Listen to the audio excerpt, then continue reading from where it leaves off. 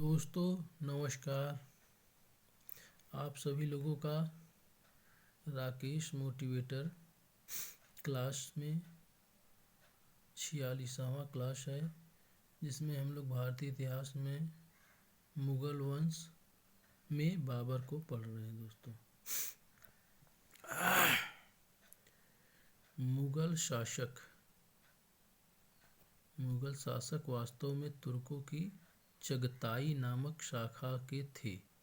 इस शासक का नाम प्रसिद्ध मंगोल नेता चंगेज खां के द्वितीय पुत्र के नाम पर पड़ा था, जिसके अधिकार में मध्य एशिया तथा तुर्कों का देश तुर्किस्तान था। बाबर का पूरा नाम जहीरुद्दीन मोहम्मद बाबर था।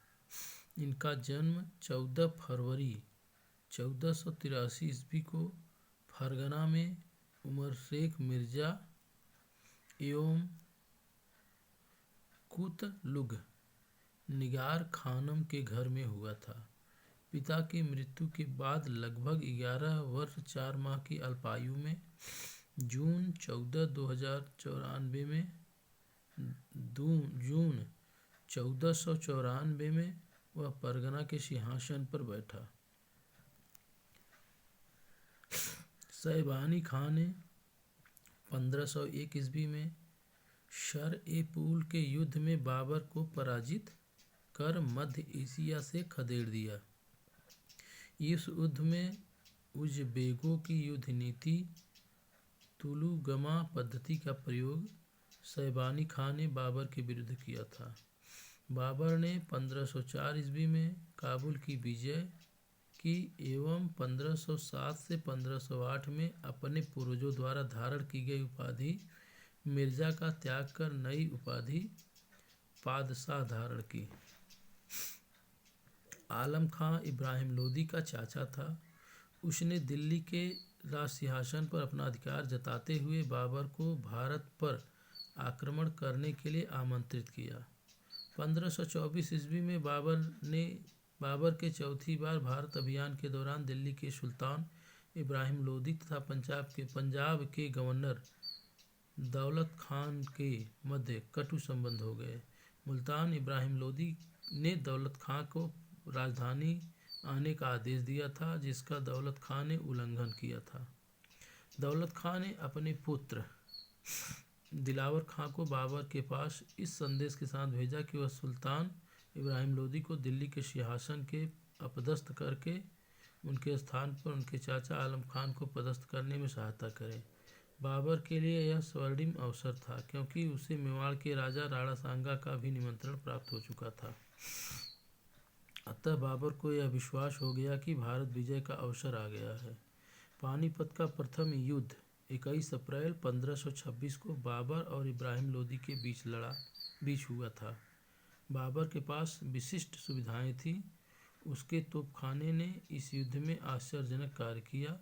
इब्राहिम लोदी की सेना संख्या में अधिक होते हुए भी पराजित हुई और इब्राहिम लोदी रण क्षेत्र में मारा गया।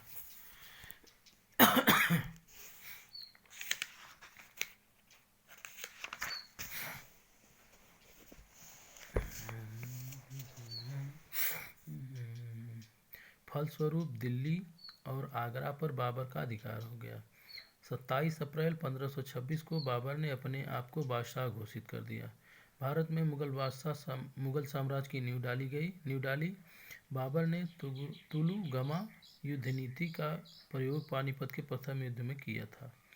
इस युद्ध में बाबर की सफलता का सबसे मुख्य कारण उसका विशाल तोपखाना था, जिसका नेतृत्व उस्ताद अली कुली नामक व्यक्ति कर रहा था।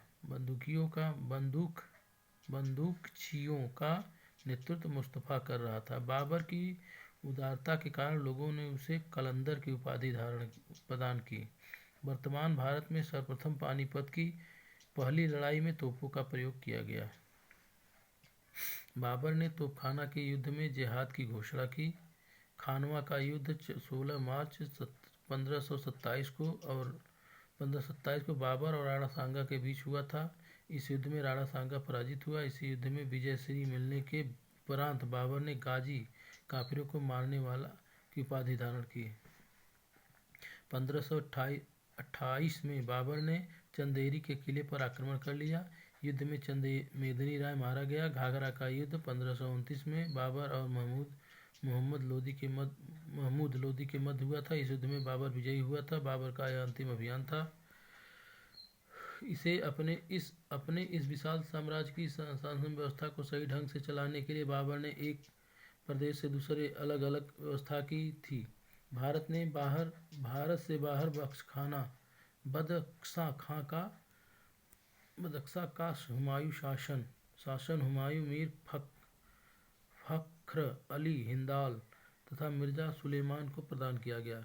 कामरान को काबुल, कंधार एवं मुल्तान का प्रशासन दिया गया। मीर यूसुफ अली को पंजाब का गवर्नर नियुक्त किया गया, जिसके नियंत्रण और भीरा, लाहौर, दीपालपुर, सियालकोट, सरहिंद तथा हिसार फिरोजा सम्मिलित थे। हिसार फिरोजा से लेकर बलिया तक के प्रदेश तथा बयाना, चंदेरी एवं ग्वालियर तक के प्रदेशों में बाबर एक नवीन शासन व्यवस्था कार्यान्वित की।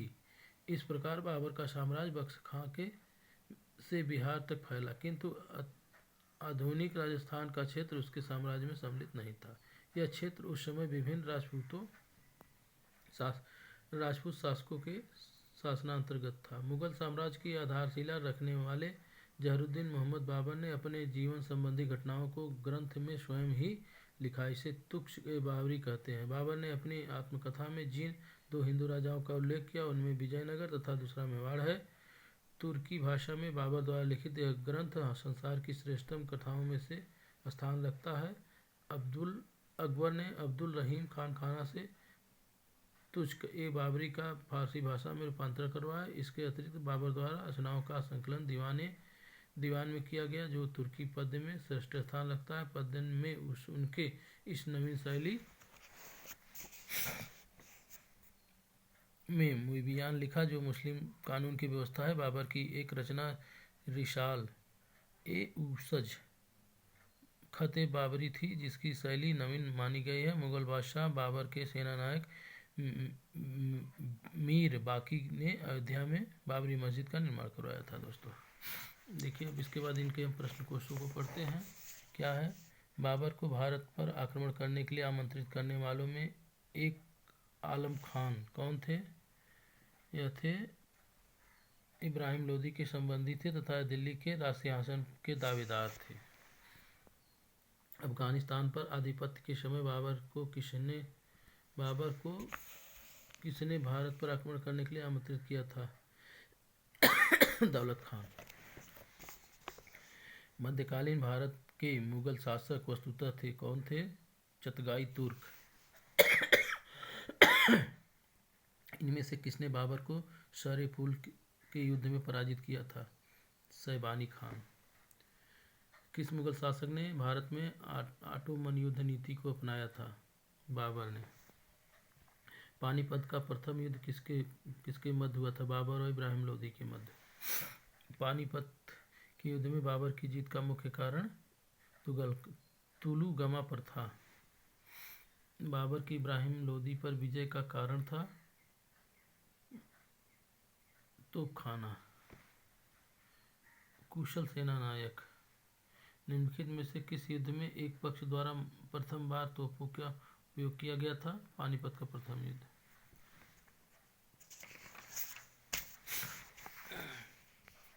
पानीपत की पहली लड़ाई में बाबर ने किसको हराया था? इब्राहिम लोदी को। किस वर्ष बाबर ने सुल्तान इब्राहिम लोदी को पानीपत की लड़ाई में पराजित किया था? 1526 में।